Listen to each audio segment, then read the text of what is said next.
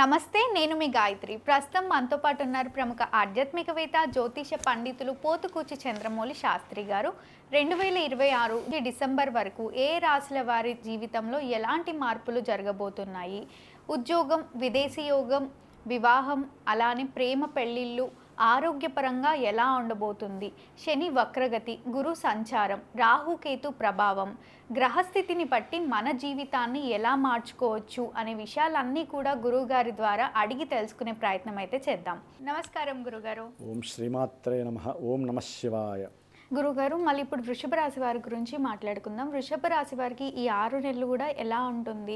గ్రహాల ప్రకారంగా ఏ గ్రహాలు అనుకూలంగా ఉన్నాయి, ఏ గ్రహాలు ప్రతికూలంగా ఉన్నాయి, ఏ గ్రహాలు ఏ రాశిలోకి ప్రవేశించడం వల్ల వీళ్ళకి ఎలాంటి రిజల్ట్ ఉంటుంది ఒకసారి తెలియజేయండి. ఓం మహాదేవ్యై చ విద్మహే విష్ణుపత్ని చ ధీమహి తన్నో లక్ష్మీ ప్రచోదయాత్. మహాలక్ష్మీ దేవ్యే నమో నమః.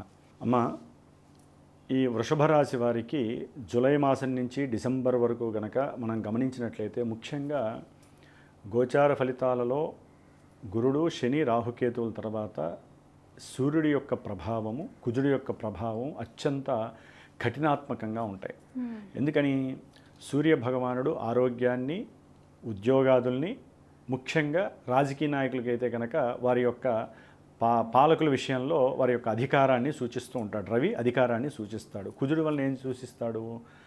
భూ సమస్యలు కావచ్చు, గొడవలు కావచ్చు, కొట్లాట్లు కావచ్చు, ప్రమాదాలు కావచ్చు, ఆపరేషన్స్ కావచ్చు, లేకపోతే అనుకున్న ప్రతి విషయము ఆటంకాలు కలగచ్చు, లేకపోతే ఈర్ష్య, అసూయ, ద్వేషము, కోపము, ఆవేశము, ఇవన్నీ కుజగ్రహం. మనిషి ఎక్కడ ఏం కోల్పోతాడమ్మా? కుజగ్రహం వలన ఆయన యొక్క రాసుల్లో మారే సిచ్యువేషన్ బట్టి ఇవన్నీ కోల్పోతూ ఉంటాడు. కొన్ని తెచ్చుకుంటాడు, కొన్ని కోల్పోతూ ఉంటాడు. మరి గురుడు ధనానికి కారకుడు, అట్లాగే మంచి శుభాలు ఇవ్వాలన్నా గురుడు బాగుండాలి ఈ రాశుల వారికి. శనిగ్రహము ఈయన ఆలస్యాన్ని సూచిస్తాడు, అలసత్వాన్ని సూచిస్తాడు. అనుకున్న కార్యాలు 1-4 సార్లు చేస్తే కానీ కొన్ని జరగవు ఈయన వలన. రాహుకేతువులు ఛాయాగ్రహాలు, వారు ఏ స్థానంలో ఉంటే, ఏ నక్షత్రాల్లో ఉంటే ఆ ఫలితాలను ఇస్తుంటాడు. మనం ఈ విధంగా చూసుకున్నట్లయితే వృషభ రాశి వారికి మరి సూర్యగ్రహ ప్రభావము జూలై 16 నుండి ఆగస్టు 16 వరకు కూడా ఈయన 3వ రాశి అయినటువంటి కర్కాటక రాశిలో దక్షిణాయన పుణ్యకాలం ప్రారంభమై ఆయన చాలా బలంగా ఉంటూ 3వ రాశిలో రవి ఉండటం వల్ల ఏంటంటే అనుకున్నటువంటి కార్యాలయందు శుభప్రదమైనటువంటి విజయ లాభసిద్ధి, ఆత్మ చైతన్యం అనేటటువంటిది వాళ్ళు అనుకున్నటువంటి ఏదైతే గోల్స్ ఉన్నాయో, ఉద్యోగస్తులకైతే ఉద్యోగము, విద్యార్థులకైతే విద్యయందు ప్రతిభ, శౌరత్వాలు, అట్లాగే మంచి సంస్కారవంతమైనటువంటి ప్రణాళికలు తయారు చేసుకొని ప్రయాణాదులు ఎందుకు కావచ్చు, వ్యాపారాలు ఎందుకు కావచ్చు, విద్య ఎందుకు కావచ్చు, ఉద్యోగాదులు ఎందుకు కావచ్చు, మంచి యోగమైనటువంటి కాలస్థితి ఈ నెలలో ఈ యొక్క వృషభ రాశి వారికి కనిపిస్తోంది. పిత్రార్జితం కావచ్చు, గవర్నమెంట్ జాబ్స్ పరంగా కావచ్చు, వీళ్ళు ఏదైనా ఇంటర్వ్యూలకు వెళ్ళినా కూడా సక్సెస్ కావచ్చు. కొంతమందికి ఉద్యోగాదుల్లో మార్పు వలన కూడా ఉన్నతమైనటువంటి స్థితి కలుగుతుంది. కొంతమందికి గృహ మార్పు కూడా కలిగే అవకాశం కలుగుతుంది ఈ సూర్యగ్రహ ప్రభావము. తర్వాత ఆగస్టు 17 నుంచి సెప్టెంబర్ 17 వరకు కూడా ఈ సూర్యుడు రవిగ్రహము సింహరాశి సొంత క్షేత్రంలో ఉంటాడు కేతువుతో కలిసి. కాబట్టి వృషభ రాశి వారు విద్యార్థులు కొంత జాగ్రత్తగా ఉండాలి. అట్లాగే కొంతమంది వృషభ రాశి వారికి గృహ సంబంధిత, వాహన సంబంధితమైనటువంటి ఇక్కట్లు, ఇబ్బందులు కలుగుతాయి. ప్రభుత్వ సంబంధిత ఇబ్బందులు, అధికారుల వలన సమస్యలు కూడా కలిగే అవకాశాలు ఉంటాయి. అట్లాగే వీరికి సెప్టెంబర్ 17 నుంచి అక్టోబర్ 17 వరకు కూడా కన్యా రాశిలో ఉన్నటువంటి ఈ సూర్యనారాయణుడు, ఈ రవిగ్రహము వృషభ రాశి వారికి సత్సంతానపరమైనటువంటి కొన్ని సమస్యల్ని, ఉద్యోగాదుల యందు ఎడబాట్లు, అంటే ఉద్యోగంలో లే ఆఫ్లు జరగటము, అనుకున్న ఉద్యోగాదులు రాకపోవటము, ఫ్రీక్వెంట్గా లేక వారే సంశయాత్మకంగా ఉద్యోగాలు రిజైన్ చేసినటువంటి వాళ్ళు, ఇట్లా ఎన్నో రకాల సమస్యలు, ముఖ్యంగా వైద్య శాస్త్రంలో అధ్యయనం చేస్తున్నటువంటి విద్యార్థులకి కొంత సరైనటువంటి ప్రణాళికలు లేక తప్పిపోయే ప్రమాదం ఉంటుంది. అంటే ఏంటి? అనుకున్న ఎగ్జామ్స్లో సరైనటువంటి మార్కులు రాకపోవటం. వైద్య విద్యార్థులకి, వైద్య రంగంలో ఉన్నటువంటి వారికి కాస్త కీర్తి ప్రతిష్టలు తగ్గే అవకాశం, సంతాన యోగం కావాలనుకునే వారికి కొంచెం సంతాన భ్రష్టత్వం పట్టడం. ఆ తదుపరి అక్టోబర్ 17 నుండి కూడా నవంబర్ 16 వరకు ఈ సూర్య భగవానుడు నీచస్థితి అయినటువంటి తులారాశిలోకి ప్రవేశిస్తాడు వృషభ రాశి వారికి. ఈ సమయంలో వీరు చదువుకున్నటువంటి చదువుకి కొంత గనక కష్టపడినట్లయితే, అంటే చాలా ఫ్లక్చుయేషన్స్ వస్తాయి. 10 రోజులు కాస్త 10 రోజులు ఆయన నీచ స్థితిలో ఉన్నప్పుడు మాత్రము అనుకున్న పనులు జరగకపోవచ్చు. కానీ తర్వాత ఎవరైతే ఉద్యోగం గురించి గట్టిగా చేస్తున్నారో, ముఖ్యంగా న్యాయస్థానాల్లో కానివ్వండి, లేకపోతే వైద్యాలయాల్లో కానివ్వండి, లేకపోతే గవర్నమెంట్ సంస్థల్లో ఎవరైనా ఉద్యోగం కోరుకున్న వాళ్ళకి తప్పనిసరిగా ఉద్యోగాలు లభించే అవకాశము ఈ నెలలో ఈ వృషభ రాశి వారికి కలుగుతుంది. విదేశీ యోగం ఏమైనా ఉందా? వీరికి విదేశీయాన ప్రయాణపరంగా చూసినట్లయితే అమ్మ, గురుడు యొక్క ఎఫెక్ట్స్ అనేటటువంటివి వీరికి కంపల్సరీ విదేశీయాన యోగము విద్యాపరంగా కావచ్చు. అక్టోబర్ 30 లోపల వీరికి విదేశీయాన అవకాశాలు లాభసిద్ధి కలగటానికి, వీసాలు పాస్పోర్ట్స్ రావటానికి, అట్లాగే విద్య కోసం కావచ్చు, ఉద్యోగపరమైనటువంటి విషయాల పరంగా కావచ్చు, తప్పకుండా వీరు విదేశాలకు వెళ్ళటము, ఆర్థిక ధనార్జన కలగటానికి అవకాశం ఉంది. కానీ గురుడు 3వ స్థానంలో దోషప్రదుడై ఉన్నాడు కాబట్టి ఆ గురుడికి శాంతి చేసుకోవడం ద్వారా లైన్ క్లియర్ అవుతుంది వృషభ రాశి వారికి. లేకపోతే బంధువులతో సమస్యలు, ప్రయాణాల యందు కొంచెం సమస్యాత్మకమైనటువంటి విషయాలు, ఇబ్బందులు కలగడానికి అవకాశాలు మెండుగా ఉంటాయి గురుగ్రహం వలన. అయితే వృషభ రాశి వారికి కుజగ్రహ ప్రభావం వలన అక్టోబర్ 2 వరకు కూడా, ఆగస్టు 2 వరకు కూడా ఆటంకాలు, ఇబ్బందులు, వ్యాపారాదుల్లో నష్టాలు, ధన నష్టాలు, కుటుంబంలో సమస్యలు, అనారోగ్య సూచనత్వాలు కలుగుతాయి. తర్వాత ఆగస్టు 2 నుండి సెప్టెంబర్ 18 వరకు కూడా ఈ యొక్క కుజగ్రహ ప్రభావం వలన వృషభ రాశి వారికి కుటుంబంలో ఏది మాట్లాడినా తప్పే. ఆర్థికంగా బంధువులకి డబ్బులు ఇవ్వటము, నష్టపోవటము, లేకపోతే బంధువుల ఇళ్ళకెళ్ళిళ్ళ గొడవలు పడేటటువంటి అవకాశం కలగటం, వ్యాపార భాగస్వాముల మధ్య, భార్యాభర్తల మధ్య సరైనటువంటి అనుకూలమైనటువంటి పరిస్థితులు ఉండవు. కీర్తి ప్రతిష్టలు దెబ్బతినే అవకాశం కుజగ్రహం వల్ల కలుగుతాయి. సెప్టెంబర్ 18 నుండి నవంబర్ 11 వరకు కూడా ఇదే కుజుడు వృషభ రాశి వారికి కర్కాటక రాశిలోకి వచ్చినప్పుడు అనుకూలమైనటువంటి గృహయోగాదులు, అట్లాగే అనుకున్నటువంటి సంకల్ప సిద్ధి కలగడానికి అవకాశము ఉంటుంది. నూతన వ్యాపారాల వైపు సంకల్పము కాస్త గట్టిదనంగా చేసుకుంటారు. కుజుడు ప్లస్ గురుడు కలవటం ఒక రకంగా చెప్పాలంటే కుజగ్రహానికి పట్టినటువంటి నీచత్వం పోతుంది కాబట్టి ధైర్యము, సాహసము, పరాక్రమము చక్కగా వారికి అభివృద్ధి చెందడానికి చాలా యోగ్యకరమైనటువంటి కాలంగా మనం భావించాలి. వివాహానికి సంబంధించినటువంటి ఆలోచనలు కలగటము, లేకపోతే కోర్టు సమస్యలు ఏదైనా ఉన్నట్లయితే అన్నదమ్ముల మధ్య కావచ్చు, భూ సంబంధిత వ్యవహారాలు, అవన్నీ కూడా ఈ నెలలో వారికి తప్పిపోయే అవకాశము, అంటే విజయం సాధించేటటువంటి అవకాశము ఈ యొక్క వృషభ రాశి వారికి. ముఖ్యంగా ఇందాక మీరు అడిగారు కదా, వ్యాపార నిమిత్తము లేకపోతే పెళ్లి చేసుకొని భర్త కానీ భార్య కానీ విదేశాల్లో ఉంటే దాని పరంగా కానీ వీరు విదేశాలకు వెళ్ళే అవకాశము కుజుడు గురుడు కలిసి ఉన్నటువంటి ఈ మాసంలో కలుగుతోంది. ఇంకొకటి నవంబర్ 11 నుంచి డిసెంబర్ వరకు కూడా ఇదే కుజుడు సింహరాశిలో ఉండటం ద్వారా విద్యార్థులకి విద్యా ఆటంకాలు, కొంతమందికి ప్రయాణపరంగా ఆటంకాలు, ప్రమాదాలు సూచన, అట్లాగే వ్యాపారాల్లో నష్టాలు జరగటము, భార్యాభర్తలు గృహంలో ఒకరికొకరు దూరం అవ్వటము, ప్రేమికులకైతే కనుక కొంచెం వ్యతిరేకమైనటువంటి భావత్వం కలగటము, విద్యా ఆటంకాలు అధికంగా ఉండటం, గృహపరమైనటువంటి భూ సంబంధితమైనటువంటి కబ్జాలకు గురయ్యి వీరు అనుకున్నటువంటి విషయాల యందు చేదు అనుభవాలు కలగటము, అన్నదమ్ములతో గృహంలో చాలా విపరీతమైనటువంటి సమస్యలు కలుగుతాయమ్మా. తల్లి ఆరోగ్యం పట్ల జాగ్రత్త వహించాల్సినటువంటి సమయం వృషభ రాశి వారికి ఈ మాసంలో కలుగుతుంది. ఓకే, ఇలాంటి సమస్యల్ని ఎదుర్కొనే అవకాశం చాలా ఎక్కువగా ఉంది. సో జాగ్రత్తగా ఉండాలి. మళ్ళీ వివాహ యోగం ఏమైనా కనిపిస్తుందా గురుగారు? అదేనమ్మా, వీరికి వివాహ యోగము నేను ఇందాక చెప్పాను కదా, కొన్ని మాసాల్లో ఆ మాసంలో మాత్రమే కుజగ్రహ మార్పు మాత్రమే వీరికి వివాహపరమైనటువంటి యోగాన్ని ఇస్తోంది. ఎందుకంటే గురుడు యొక్క మార్పు వీరికి అంత యోగ్యకరంగా లేదమ్మా. అంటే వివాహాన్ని వృద్ధి చేయాలన్నా వృషభ రాశి వారికి వివాహపరంగా ఈయన ఉండాలి. అక్టోబర్ 30 వరకు వీరేదైనా సరే వివాహానికి సంబంధించినటువంటి విషయాలలో అకస్మాత్తుగా బంధువుల నుంచో లేకపోతే విదేశాల నుంచో వీరికి సంబంధాలు రావటం, కొంతమందికి గట్టిపడటం, కొంతమంది అక్టోబర్ లోపల వివాహం చేయడం కూడా ఈ గురుడు 3లో ఉండటం ద్వారా అన్ని అకస్మాత్తుగా అలా జరిగిపోతూ ఉంటాయి. కాబట్టి గురుడు యొక్క దృష్టి వలన వివాహ సిద్ధి కలుగుతుంది.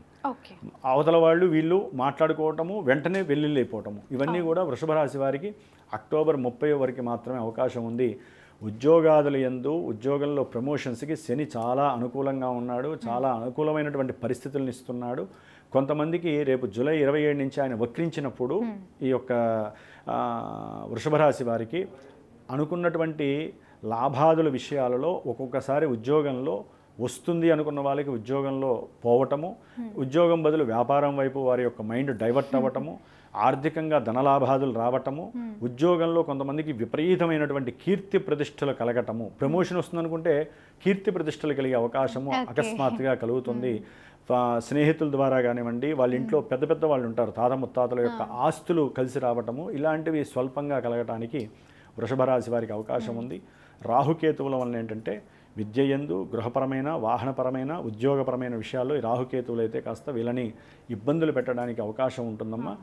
ఆగస్టు 2 నుంచి డిసెంబర్ 5 వరకు కూడా వీరు ఉద్యోగాదుల్లో కొన్ని ఇబ్బందులు వచ్చి వ్యాపారం వైపు మక్కువ చూపించటము, వ్యాపార ఆలోచనలు చేయటము, అట్లాగే వీరి యొక్క సంసార బంధంలో కొన్ని విభేదాలు కలిగి అంతర్గత విషయాలు ఏవైతే ఉన్నాయో కొన్ని చెప్పుకోలేని ఉంటాయి కదా.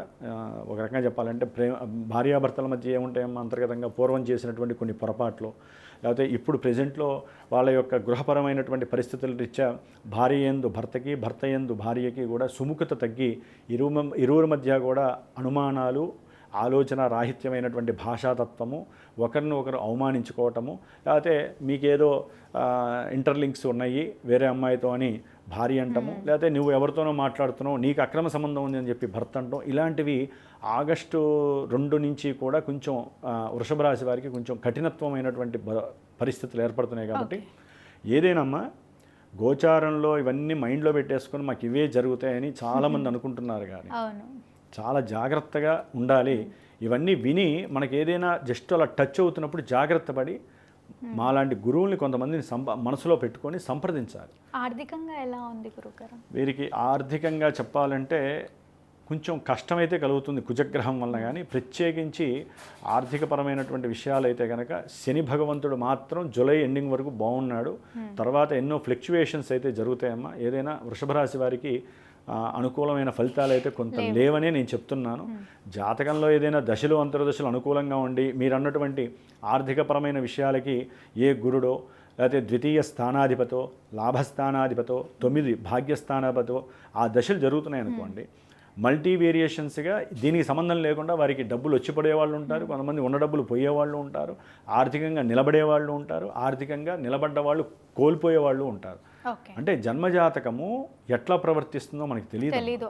అందుకనే ఇందాక నేను చెప్పింది, గురువుల్ని సంప్రదించాలి. ఆర్థికంగా బాగాలేకపోయినా, వివాహాలయ్యి ఎవరికైనా ఇబ్బందులు పడుతున్నా, ఆలుమగలు కొట్టుకొని ఎడబాట్లు పడుతున్నా, కోర్టు సమస్యలు అధికంగా ఉన్నా, ఎవరైనా భూములు కానీ గృహాలు కానీ కబ్జాలయ్యి, లేకపోతే పెద్ద పెద్ద వాళ్ళు రాజకీయ నాయకులు కానీ, లేకపోతే పెద్ద పెద్ద పారిశ్రామికవేత్తల ద్వారా వీరికి ఉన్న భూములు వాళ్ళు కలిపేసుకోవటము, లేకపోతే గవర్నమెంట్ పరమైనటువంటి సంస్థాగత విషయాలందు వీరికి ఏదైనా లీగల్గా నోటీసులు వచ్చినా, సమస్యలమ్మా ఒకటి కాదమ్మా 100 ఉంటాయి.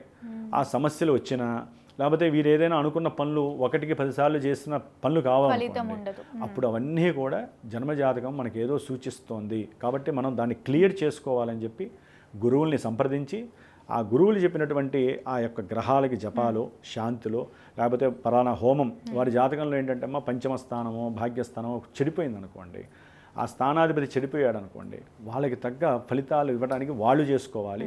ఏదైనా పాపగ్రహాలు తిష్ట వేసుకొని కొన్ని స్థానాల్లో కూర్చుంటాయి జన్మజాతకంలో, ఆ యొక్క గ్రహ అధిష్టాన దేవతలకు కనుక వీరు కనుక హోమాలు అభిషేకాలు చేసుకున్నారనుకోండి, చక్కటి వృద్ధి కలగడానికి దేవతలు ఉపయోగపడతారు, దేవతలు సహకరిస్తారు, ఆశీర్వచనం లభిస్తుంది.